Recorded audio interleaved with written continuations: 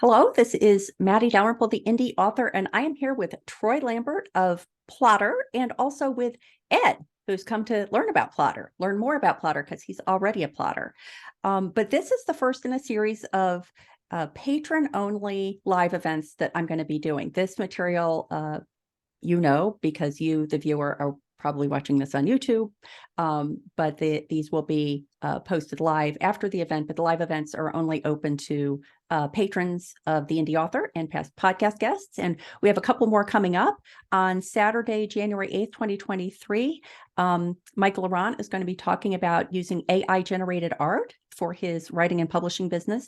And on Sunday, January 29th, 2023, Jennifer Hilt is the author of Horror Trope Thesaurus, Killing It with Tropes, my favorite book title ever, is going to be talking about using tropes and using horror as an example. And we're going to be putting out a particular movie that that Jennifer is going to be using so that people can watch that ahead of time if they would like to do that. And so if you are not already a patron of the Indy Author and would like to become one, you can do that for as little as $1 a month. And you can just go to patreon.com/the Indy Author. And that's Indy with a Y, INDY. And so with that little plug, Troy, I am going to turn it over to you. And I'm anxious to learn more about Plottr for my own work. All right. Well, thank you very much. And thanks for having me. And thanks everyone for joining us.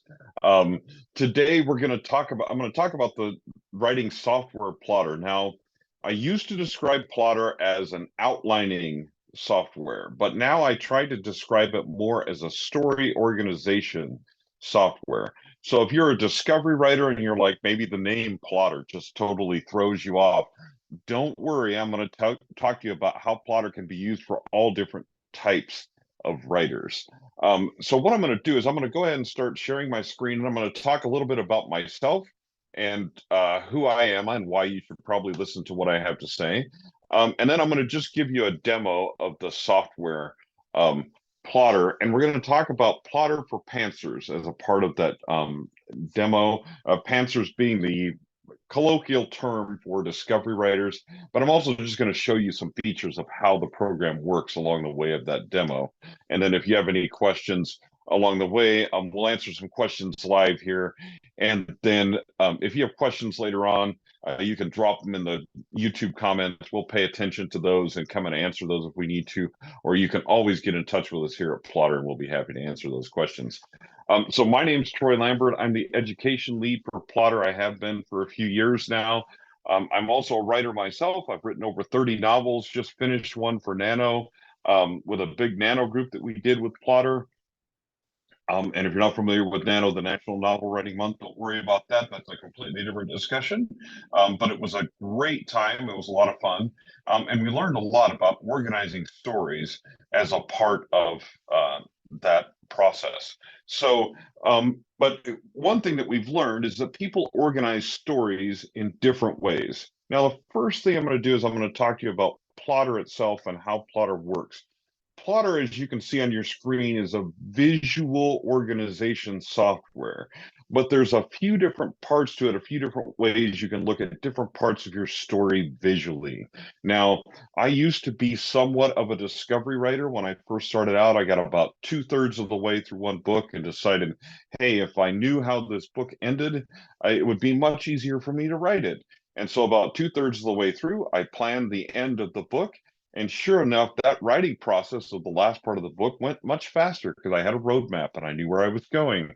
And so my next book, about 1/3 of the way through the book, I decided, you know what would be great is if I knew the ending to this book. And so I outlined out and plotted the last 2/3 of that book. And sure enough, the writing of that went faster.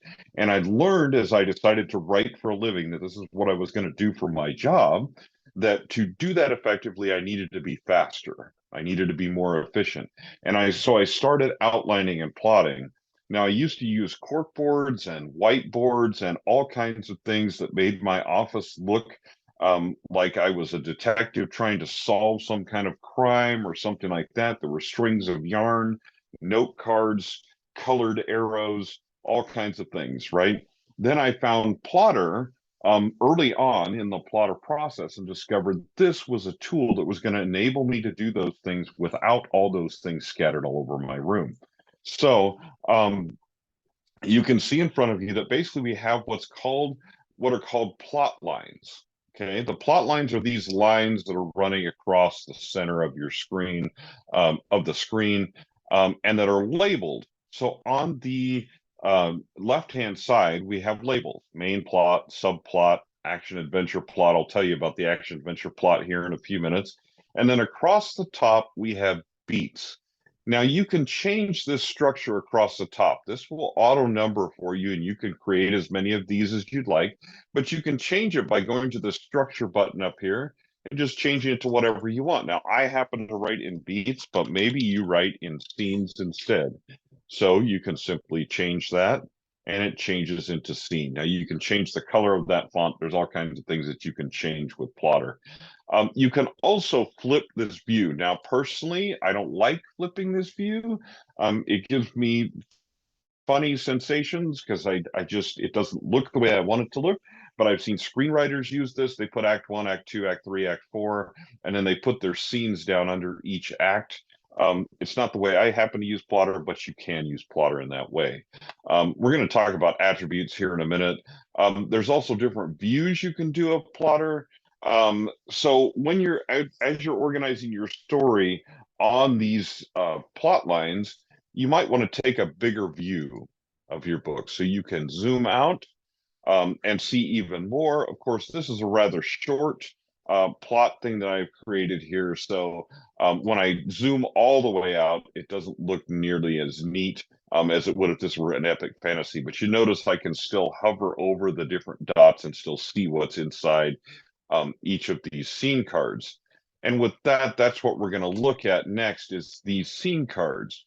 Now, these happen at the intersection of your main plot and then whatever number scene up here that you want. Now, in this case, what I've done is I've created a scene card that is based on the fact that I'm a discovery writer, so I don't necessarily plan my novels ahead of time. We're pretending right here that I'm a discovery writer.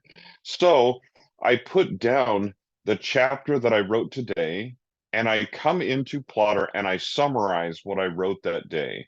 Now you'll notice on the left-hand side of this scene card, there are all kinds of things that I can do. I can do a drop-down menu where I can actually move this scene card to a different book, and we'll talk about that in a little bit. I can move it to a different plot line. So maybe I decide this belongs on the subplot instead. And if I click that, you'll notice it moves right down to the subplot. You can also drag and drop your scene cards, but if you're moving them a long ways in a big file, sometimes that drop down menu is really useful. Okay, you'll see that you can tag characters and places. We'll talk about that in a minute. You can change the color of your scene card. I'll actually talk to you about how I use that in a minute as well. And then here, I would just put in this case what I wrote that day.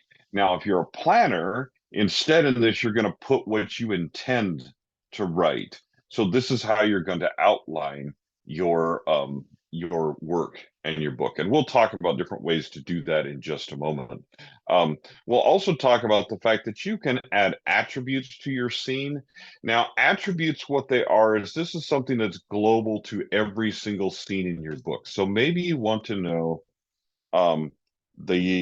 let's say you want to know the setting, or instead we have a tag for setting. So let's say we want to know the weather in each scene. Now you'll notice that when I go back into this scene under attributes, there's weather. When I close this out and I hover over the scene, that's one of the things that I'm going to see is I'm going to see the weather, right? And so I can put whatever I want in this particular place, and I'll show you why that's important shortly. But so maybe there's things you want to know about every single scene, so you can set up those attributes. We also have some scene templates. Now, what these templates are useful for is you can say, okay, even if you're in the planning stage, or if you're in the stage where you've written something that day, you can say, okay, in the first part of the book, usually scenes are reactive, right? My character is reacting to something that has happened to them. Then they reach the midpoint and there's a change that usually happens in the plot and in my character, and they become proactive and they start doing things instead. So I can say this is going to be a reactive scene. And what this does now is it prompts me for what that scene should, the three parts that that scene should have. The scene should start with the reaction of the characters to something that is happening to them, or that has happened to them, or is happening around them, the situation they find themselves in. What kind of a dilemma or a conflict does that create? And what decision does your character make in that scene that propels them to the next one? And this is where you end up with a hook. And we're getting into a little bit of storytelling and structure, but that's okay here. So this is one of the ways that you can use Plottr. Now, there's all kinds of scene templates that talk about everything from goal, motivation, and conflict, which is one of my favorites, to scene essentials, which tells you the point of view, the time period, the hook, the purpose, the conflict, all of these different things. So you can add any of these templates or more than one template to each scene, just that a template only applies to the individual scene, and the attributes apply to every scene that's in your book. Okay, so that's how those things work. You can use these little tools up here to scroll. Like I say, this isn't a very big file, so it doesn't really matter, but you can move to the beginning, middle, and end of your story. Okay, so that's just a quick overview of how Plottr works. The next section that you see is the outline. I will tell you what I do with the outline. So the outline looks like an outline. I can still click in here and I can still make changes. Note also that you'll have these rich text features up here, so you can change the font if you want. You can put something in bold. You can see that I've created a bulleted list here. You can do whatever you want. You can still tag characters. If you make changes here, those changes appear in the timeline card as well. So if I go back to the timeline, I will see that that change has been made there. Okay, and you can move things around. You can do all kinds of things in this outline. Now, what I use the outline for is usually I'll have a main plot and a subplot, right? But I want to make sure that those things hang together. So I want to make sure that the subplot hangs together, whether or not the main plot is there. So I will do this. I will filter by plot line. I will only look at the subplot, or in this case, since I don't have one created, I'll look at the action adventure plot. And what I want to do is, you'll notice it tells me this is filtered. Only the orange dots are showing up, which is the plot line I've selected.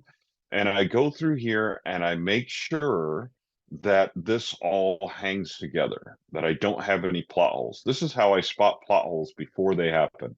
Now, I do this in the planning process, but this can be extremely useful in the revision process as well. If I'm filtering by the plot line that I've created, the main plot, I can go through all these chapters that I wrote and make sure that all of this hangs together, even if the rest of the plot was not there. I can spot plot holes ahead of time. Super, super useful. Okay. The next section we're actually going to cover by looking at a different method. So this is what I call the plot as you go method. You just come into Plottr, you don't plan ahead of time, but you just write a summary of what you wrote that day. Sometimes you can get ahead by writing an idea of what you're going to write next time, right? But you don't have to. This is where you can plan, not plan, it doesn't matter. If you're not a planner, you can still use Plottr in this way. Now, down here is an action adventure plot. All this is a story template. It's a template of what a typical action adventure plot would look like. I use this to check my work. So I come in and I see, did I actually hit the parts of Act 1? However, I don't do this until the revision process. I use the plot templates two different times. I use them in the revision, in the planning process, to see if I'm going to hit my story beats, if I plan to hit my story beats. And then I use them in the revision process to check my work and see if I actually did hit the story beats. Now, the way you get these templates is we have 30 of them. There's a couple different ways that you can access them. While you're in a file that you've already written, you can click on this nice use template here. If you go underneath here, it allows you to add either a blank plot line, which I can name whatever I want, but I don't want to do that in this case, so I'm going to delete it. Or I can use a template. Now, these are all templates that I've created. You can create your own templates. your own story. So let's say you come up with the perfect outline formula for a mystery for you. You can save it as your own template and use it for your own work. Okay.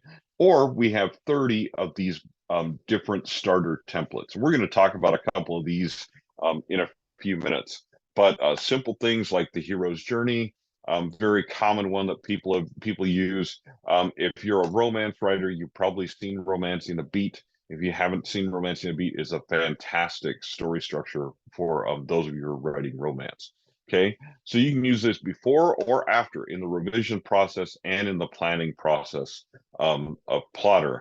So you can, when you're initially creating your book, you can come up here and create a project using a template.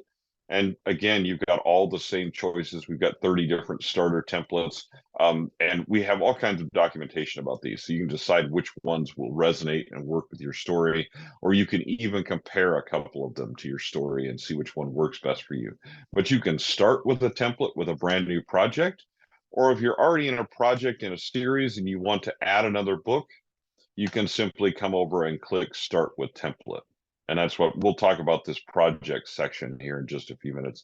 And again, you have all the different templates that we have in Plottr offered ahead of time. So anyway, that's one of the ways that you can use that.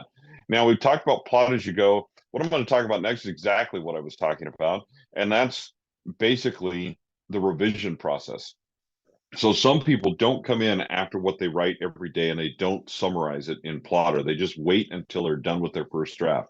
Me as an editor, if I'm working with an editing client, as soon as they send me their manuscript, if they do not have a Plottr file already, they are going to get one, because I'm going to tear their manuscript apart and put it onto a plot line. And basically, I'm going to have a brief summary up top about what happened in that scene. Sometimes it's just going to be a sentence like, they witnessed the victim Julie fall from the window. Like in this case, that's all I've written, but it tells me something about that scene. And then I apply these plot structures like the 12-step mystery formula, and I go, did they disclose the mystery in this scene? These beats that I'm supposed to hit that should be a part of the story approximately at this point. Don't get caught up on percentages, please. We'll talk about that in a few minutes. But I can see if I hit those things, and so I can check my work. And so this is essentially what I'm doing, is I'm coming in and checking, how did I do? Did I set the sleuth on the path here? The police called it a suicide. My sleuth thinks it's not a suicide. So yes, perhaps I did set the sleuth on the path here. Okay. So this is yet another way to use Plottr. Is essentially what you do is you just tear your draft apart when you're done with it, rather than along the way in the process. And I actually do a version of this myself. I have a plot line of what I plan to write, and then a plot line of what I actually wrote. And so I compare and see, did I actually write what I planned to write? How did that line up? And then I also look and see, how did what I actually wrote, how does that line up with the plot structure that I chose in the planning process? And if it doesn't line up, does it line up to something else, or did I make a mistake and I need to revise things? Now I know, I don't ever make mistakes, so it's always a perfect first draft, right? Because everybody knows how to write one of those, right? No, nobody writes a perfect first draft. Over 30 novels in, I just wrote a horrible first draft for Nano. That's because that's how first drafts work. Give yourself the freedom to write that. That's another commercial, another writing thing. But yes, give yourself the freedom to write a crappy first draft, because they're all crappy. It doesn't matter how experienced of a writer you are. That's just the way it works. Okay. So this is another way that people use Plottr, is they use it for the revision process. They deconstruct their work. The other thing I recommend you use deconstruction for is take a story that you really love and deconstruct it and see why it works. Compare it to popular plot structures or established plot structures and go, why does this story work so well? Does it hit all these story beats? And then take something from that you can learn and apply to your own writing. The other thing you use deconstruction for is deconstruct a story that you hate. That show that you stopped 2 episodes into that series. Look at that and see what caused you to stop. What was bad about that writing, and how can you avoid that in your own writing? And you can do that by simply deconstructing the scenes. Go through it, take apart each scene, and see what was happening in that scene. does that just not line up with story structure? Does it just not resonate, or does it just not resonate with me? And how can I apply those lessons to my own writing? This is a way of studying story structure and developing an innate sense of story structure. Is not only just consuming story, like you should be reading in your genre, but you should be reading and deconstructing in your genre to tear apart those stories and figure out why they worked or why they did not work. Okay, so that's another way that people use Plottr. Okay, the other way that they use it is this one, and everybody laughs when I get to this one because this is my timeline, right? This is my only plot line, is the main plot. I'm like, timeline? Are you kidding me?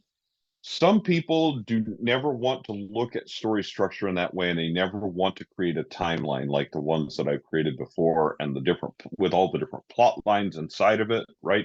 They don't want to do that. However, that is not the only use of Plottr, because we've only, you notice up here, there's a few more tabs we haven't even touched yet. The first one is notes. This is where I house research. If anybody wants these notes about strychnine later, you'll just have to email me. It was a great thing that I used in one of my books, and this is a Twitter thread that was done by a chemist that talks about all the different ways that strychnine actually works. It's super cool, but I generally don't show it on screen here because some people might be a little squeamish about that. But if you want to know a lot about strychnine, this is a great way to learn it. But you notice what I've done is I put this in the category of research, and all I've done is put in the link here. I haven't put a whole bunch of facts or anything like that. I put a link to this so I can click on it and go out and look at it again if I need to look at some information that I had from now. Now, I could pull some of the facts in, but for me, because I'm lazy, it's not really necessary. And I don't really leave my writing environment. If I just click on that, look at that, and then close it out if I'm in that phase of my writing.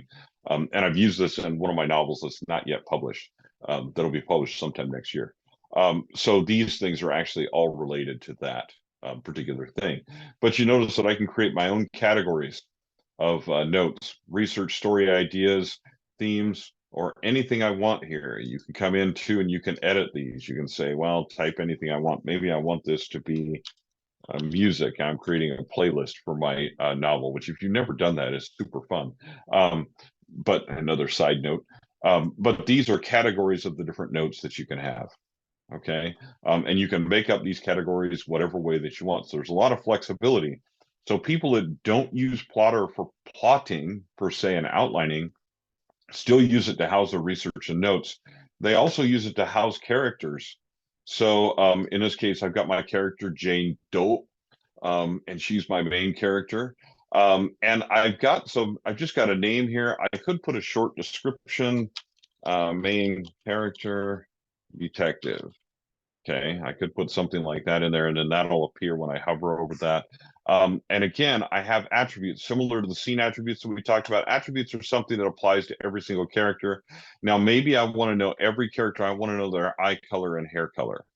Okay, very useful.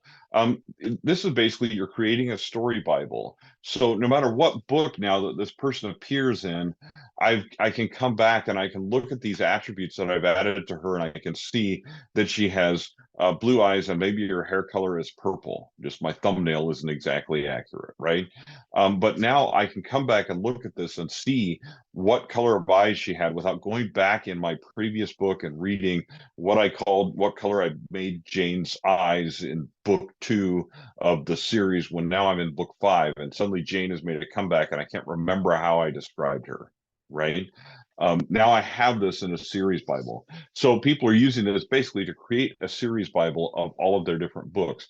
Now you can tag the person in different books, which are those books that we saw under the project tab that I'll talk to you more about in just a minute. So basically you can tag them by the books that they're in, and then you can filter by only the books that they're in. So you can say, okay, I only want the characters in the Plot As You Go book, and that the only one that's in that book is Jane, right? That's it.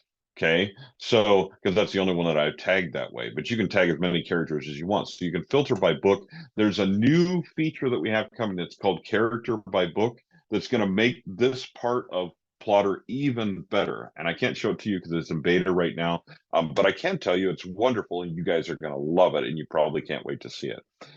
Now, we also have these templates. I've added one of these, which is the character bio.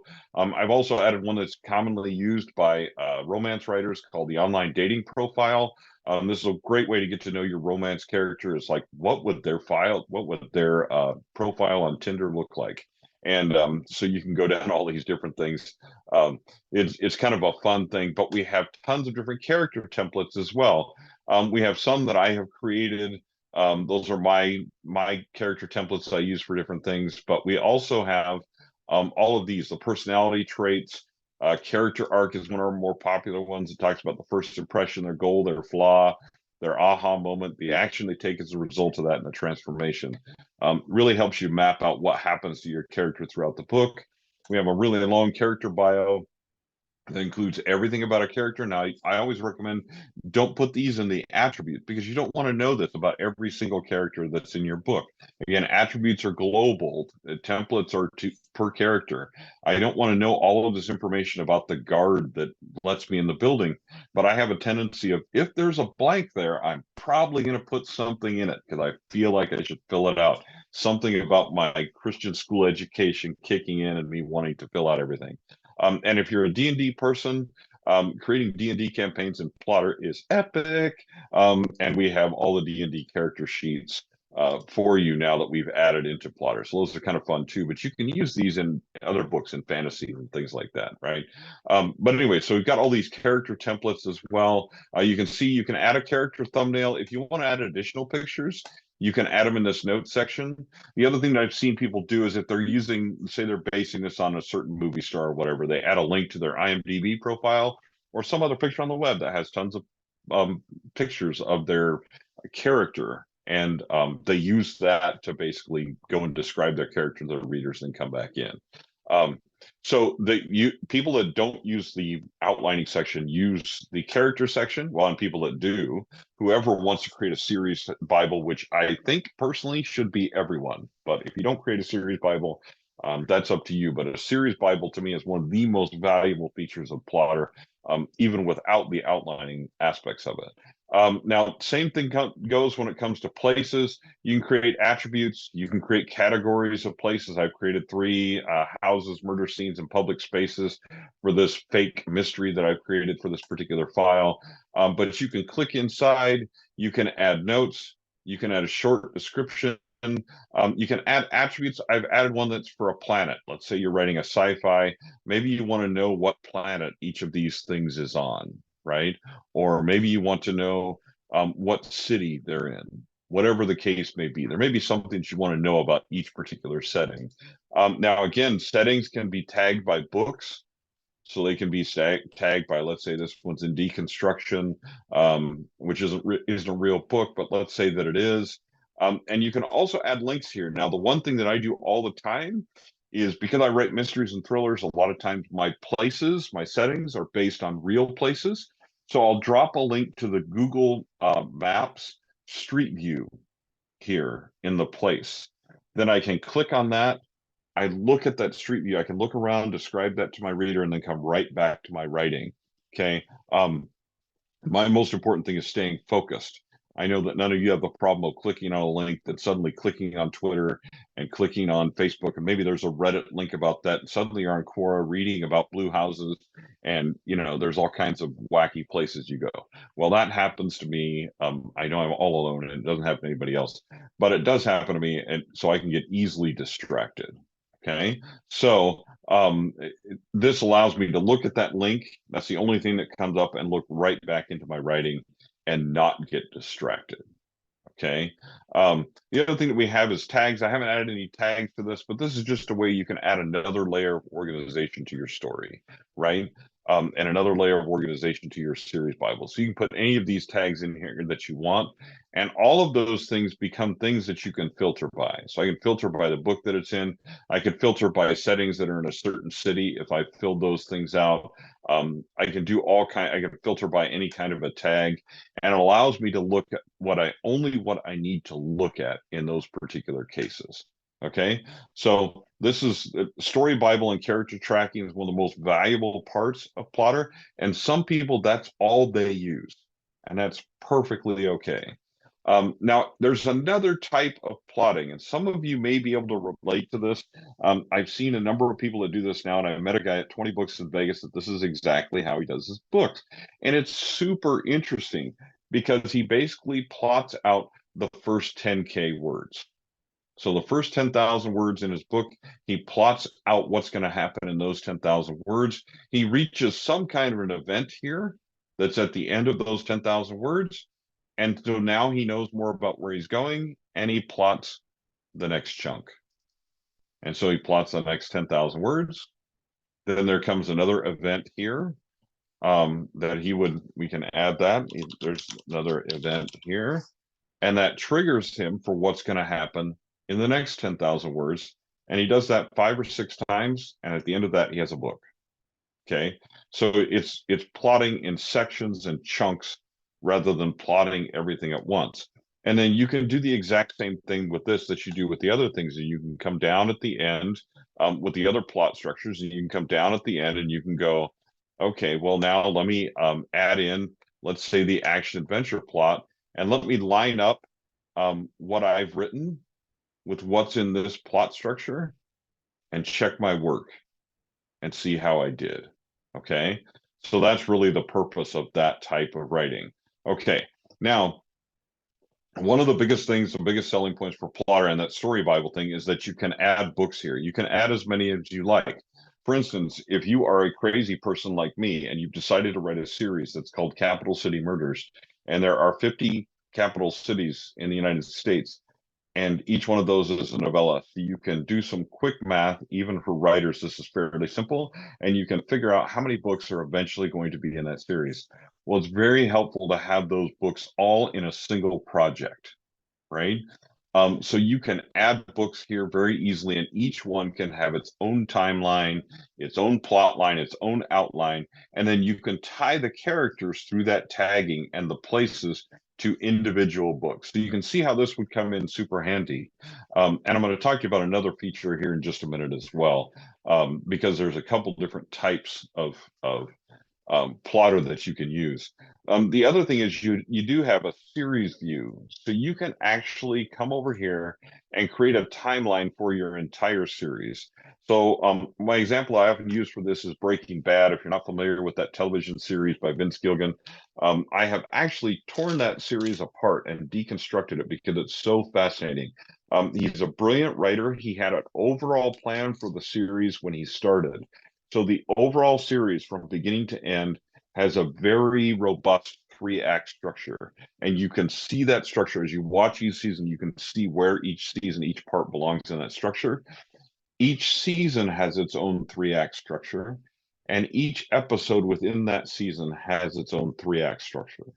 It is an absolutely brilliant masterclass in plotting, television plotting.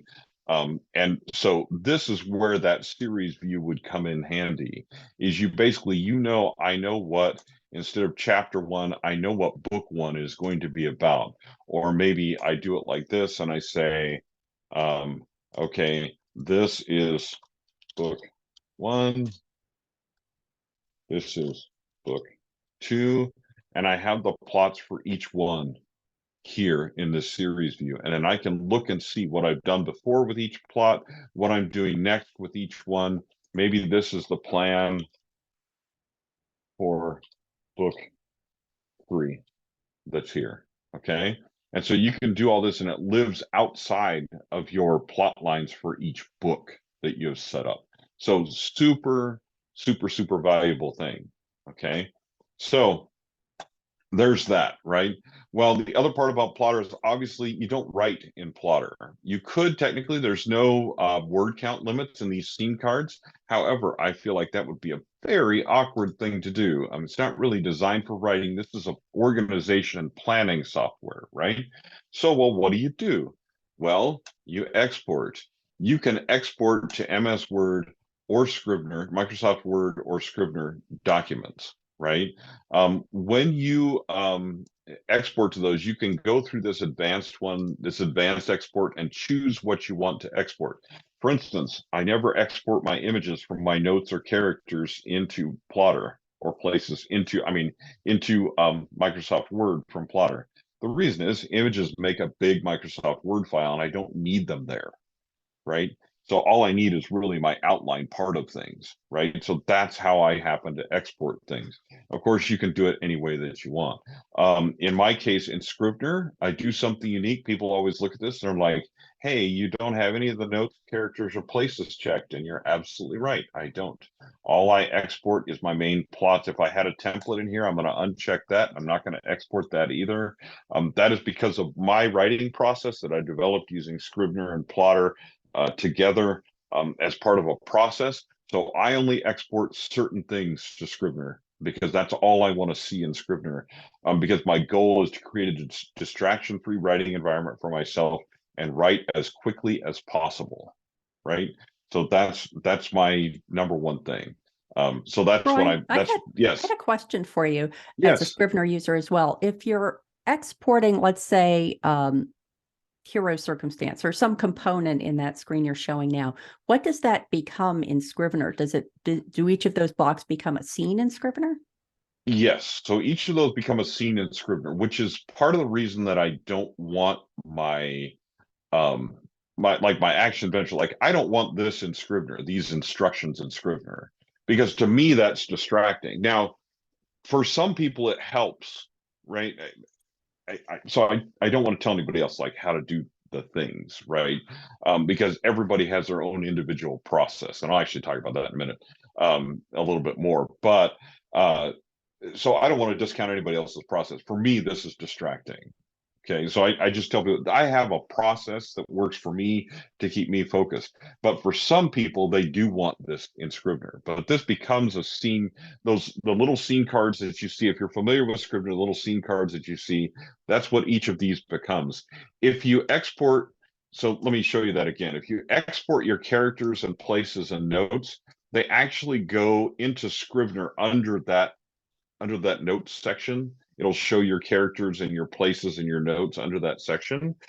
So you can do that. Obviously, Scrivener doesn't, you don't export images to Scrivener, they wouldn't translate to Scrivener, but everything else does, right? So you can have your custom attributes and templates go there. So it all goes into a certain spot in Scrivener.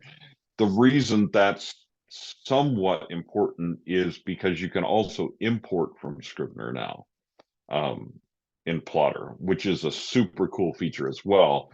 So you see in the dashboard, when I looked at the different files that we have, how you can create a template there. You can open an existing file. You can just create a blank project with no templates in it at all. But you can import a file from Scrivener or Snowflake Pro. But to import from Scrivener, it has to be in a certain format. If you use the novel template in Scrivener, it will work. If you use the novel template with parts, it will not import properly, at least at the moment. We're working on that. That's something that the coding team is working on. I write words, not code, so I don't know what they're doing in the background with that. I just know that they're working on that. But if you do the novel with sections, the sections cause it not to import properly because Plottr doesn't know yet what to do with those sections. I But had so one you other can, question related yep. to sort of related to that, and that is that is there some red flag that you would see that would alert people that they should stop writing in Plottr and switch to something else? Like for me, I have a sort of similar but much, much, much less automated approach that I use for my own books. And to me, the dividing line is if you're writing dialogue in the outline form, you've gone too far. But it seems like it seems like it would be tempting for people to just keep rolling along and then suddenly realize they've gone too far in Plottr. Any tips there? So this is my general tip for plotting and outlining in general is you can get as complex or as simple as you'd like. Like for instance, if we go down to these templates here, you can tell by looking at the template, like Freytag's pyramid, how many scene cards are there? 7. Pretty simple, right? A pretty simple plot formula. And what I do is I like to compare that to the Story Engine's blueprint, which has 4 plot lines and 40 scene cards. Complex, right? You can go as complex or as simple as you'd like with a plot. The key is when it starts feeling restrictive to your creativity. In other words, I'm spending all my creativity on the outline, and I feel like when I start writing, I'm going to be locked into this rigid box that I've created with the outline. Then it's time to stop, right? You can break everything down to, I mean, there's people that break everything down into the scenes within the chapters. They have a chapter and then they have 3 scenes, and then they have, and yeah, for each of those scenes, they have 100 words. It's kind of like James Patterson writes a 20,000 word outline for each book that he writes. Well, his books are 70,000 words. So he wrote a third of the book in the outline, right? Me, I know likey that's no good for me. But for some people, that's what they want to do. If that's you, cool. If it works for you, the key about Plottr is it's a writing tool, right? It's a tool to get you writing to help you finish your first draft.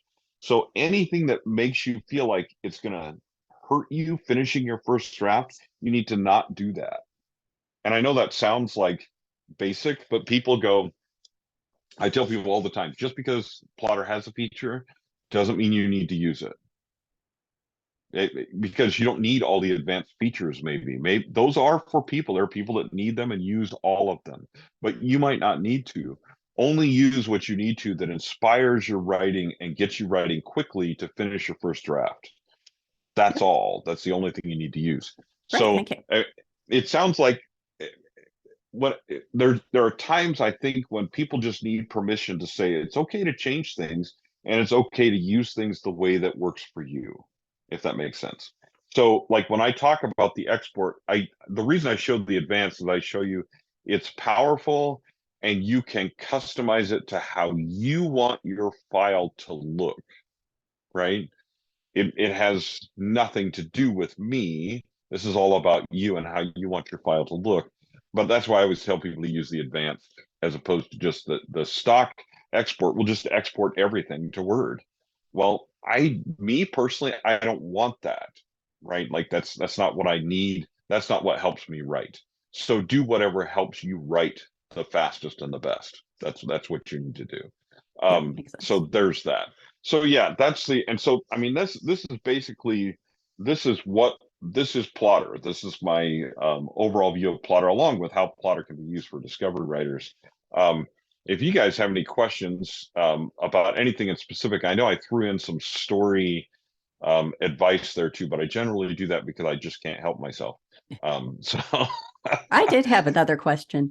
One of the things yes, that I find that would be great for me to have a tool to help manage is that I'm definitely an outliner. So I have a whole theory about framing out a story that my listeners and viewers will have heard a lot about already. And when I find that when I finish the first version of that, what I often need to do is go back and consolidate the timeline. So originally I might have written something as if a day or two elapses between 2 scenes, and I realize it's going to be more compelling if I can pull those together. Is there a way that would you be able to use Plottr to adjust timelines in that way? there's probably a couple of ways. Now, so let me actually switch to a different project here, so I can show you this a little bit better. So what I sometimes do is I will do this. I will decide these 2 scenes actually kind of overlap and they kind of fit into each other. So I will just stack them like that. And then there's options here. I can delete this, but it'll delete everything that's underneath it. So if I have templates still, I won't do that quite yet. Um, because so that's the other thing. Before I start writing, so there's a couple things. Okay, within these templates, it has this thing to add your details above this line. And some people do that. I don't ever do that. I always create it on my own separate timeline. I'm using this as a guide, but I'm creating it here rather than actually in this scene card. And the reason is I might want to switch templates later and I don't want to have to copy and paste that, right? And before I actually export everything, I actually delete these um, plot structures until I come back for the revision process. So I would, if I know that those two would fit better together, I just stack them. I write in beats, so I would do it like this. I would have this as beat, and then I would pull those two scenes under one beat. And what that tells me when I'm in the writing process is these two actually belong together. I can probably meld them and bring them together. So you can adjust your timeline kind of however you want. And then you could move everything up. Now, I usually don't do that depending because I may move things around more. So I wait until I'm pretty satisfied with what this is going to look like before I start deleting things and moving them around more.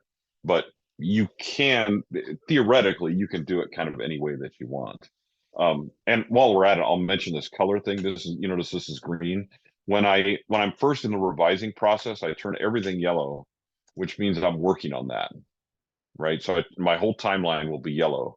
As I finish my revisions and self edits of each one, I turn it green.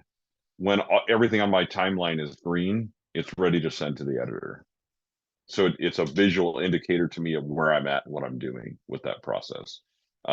Because for me, I can get distracted and get lost. As I mentioned, I may be part squirrel or something. I see something shiny and just wander off.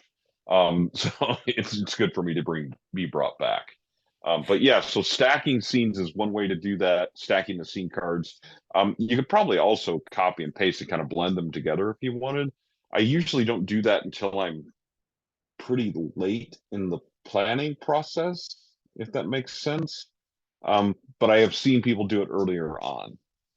My initial planning is kind of almost writer vomit. I just put the whole story out there on the plot line, and then I look at the story structure and kind of figure that out later as I go.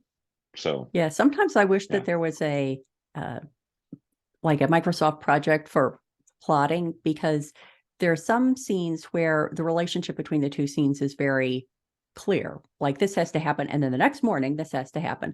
And then there are other ones where it's more loosey-goosey, like a day could go by, 2 days could go by. It's more, a pacing kind of decision. And it would be cool to be able to move something around and say, oh yeah, if I move that scene to happen a day earlier, then I have to move this scene to happen a day earlier too, and see what the ripple effect is. Oh, yeah, I see what you're saying. Now, what I do a lot of times is down here, especially with my Capital City Murder series, because each one happens within a week, is I'll put the day of the week down here, and I'll actually move this up to be right under my main plot line. And then the other thing I do for mysteries that I didn't mention is I put a plot line here for clues. And as I drop a clue, or if I feel like I need to drop a clue, I will put it on that timeline. And then at the end of the manuscript, that'll make sure that I've resolved all those things. So let's say I drop clue number 1 here. Now that could be a red herring or it could be a real clue, whichever way. But I just need to make sure by the end of the book that I've resolved it. And then the day, what I would do with my Capital City Murders is I do it this way because it happens over a week and there's a lot that happens. Is I do Monday morning, Monday afternoon, and then what I do is I move these scene cards in the particular case of those books. Is that this then I discovered that this actually happens Monday morning too. I just move everything that happens Monday morning under one beat, even if it's not actually the same beat, so that I keep my timeline straight. So that helps me do that. Yep. Yeah. A similar kind of question. Oh, go ahead. No. I was just going to say that's just one way of doing it. You could do it. Yep. You could do tags for the days. You could create tags for the day of the week or the year. We could say the day as one of the categories, and you just add all your days and probably color code them too if you wanted to. Well, that previous way you were illustrating how you would handle the timeline, I think would address another question I had, which was weather always seems to be an important aspect of my stories. And I can imagine doing a kind of similar thing. You could have, I know there's an attribute for weather. You had created an attribute for weather, but you could also have it be a timeline and say, Monday morning, foggy. Yep. Monday afternoon, clearing, or whatever that might be that would help you keep those straight. Yep. You could do that. You could also create tags for weather. And then what would happen is, So let me see if I can do this really quick. Create a tag for weather, and I'll create one that says, normally I would color code these, but I'm, like this, sunny and cloudy. Okay, so I come to my timeline and I'm like, in this scene, it is cloudy. And then let's say in this one, it is sunny. Then what I can do is I go through is I can filter by those tags of cloudy or sunny. Right, oh, that's not the right thing, because that's my, let's see. So I can filter by cloudy, right? And I see this is the only place I make cloudy. But let's say I wanted to make sure that there was like that the weather matched the scene, the mood of the scene that I'm trying to create. I can go through with tags and filter that and see, okay, maybe this is a cloudy and it's a reactive scene that's cloudy, and maybe I want all the reactive scenes to be cloudy, right? Yeah. So I can just use those two tags to filter through things and see, check my work, basically, like I was talking about, just see how I did. So, or you could make it a separate plot line that has weather on it and use it that way. I mean, the deal with Plottr is it's so flexible. That's one of the things I was going to say is, like, I interview all kinds of authors on YouTube about how they use Plottr. And the most important words they use in those interviews is "and then." They talk about how they start with Plottr, then they say "and then," and the words "and then" talks about how they personalize it for their own work. And that's the most important thing. Is like, it's flexible, so you can personalize it for your own work. So the most important words are finding your "and then." Start with Plottr, play around with it, do whatever you want, but find your "and then" of how you're going to make it personalized and integrated into your writing process. And that's gonna be your ticket right there. That's your key right there. Yep. I did have other question. It's going to take us off in a slightly different angle. So I just wanted to check in and see if Ed had any questions that he wanted you to address. I think this is great. I'm enjoying watching this work, and I've enjoyed your questions too. Thanks. Sure. Thank you. Troy, the other question I had was, Ed, tell me if there's anything else on this topic you want to cover before you hit it, but I'm wondering if you have exposure to people who are using Plottr for nonfiction. So yes, I do. And we've actually worked with some nonfiction authors, and it kind of, so we're working on developing some templates for nonfiction. So what I'll say is this, okay, so memoir is a story, or it should be a story, or your biography or whatever should be a story. So I run into a lot of memoir writers like, what about memoir? And I'm like, memoir is a story. If you don't have conflict, if you don't have some beats that are happening, if you don't have a hero's journey, then you have a series of events that your family might want to read about someday, that you can put in a book, but you don't have a story. You don't have a book, you don't have a story. If you have a story, then you have something that people are compelled to read, right? And I'm actually going to stop sharing my screen for a second here and just talk about this. Um, so, uh, a memoir or a biography is a story, right? If it's well written, it's about a story, it's about a journey, your journey through whatever it is that you have gone through that makes your story interesting. If you don't have something that makes your story interesting, I always say a story is about interesting people in interesting places doing interesting things, right? It has to have those three elements. If you don't have those elements in your life, you don't really have a memoir and a story that you need to tell. So there are some people that just, and that's not to say that your story is not interesting. It's saying you have to develop it in a way that a reader is going to be interested in it. Now, with nonfiction, like instructional books and stuff like that, your characters are then about the principles that you're trying to get across. So you're essentially doing a similar thing to a story. You're telling a story. You're telling the reader about a problem that they have, which is their ordinary circumstance. Then you're telling them about a solution.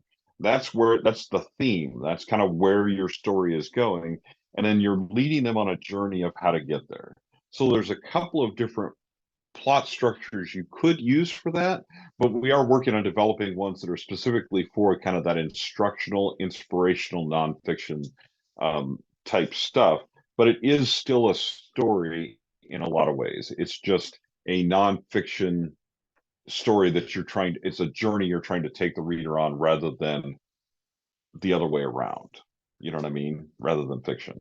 So there's some useful things, and like I've worked with individual writers on nonfiction projects to help them understand that story and what they're trying to get across. So Great. Are there any other fun facts about Plottr that you haven't had a chance to tell us about yet that you want to hit during this session? you know, I think the number one, okay, so the number one fact about it I didn't really hit on is part of the design of Plottr is to make this process more fun. And I always say this job of being a full-time writer, or this job or hobby of being a writer, even if you're doing it part-time, whatever your case may be and your situation may be, is it's much too hard for it not to be fun. There are aspects of writing and the storytelling process, and then as you do it for a living, aspects of the business side of writing for a living that are not always pleasant, kind of like any other job.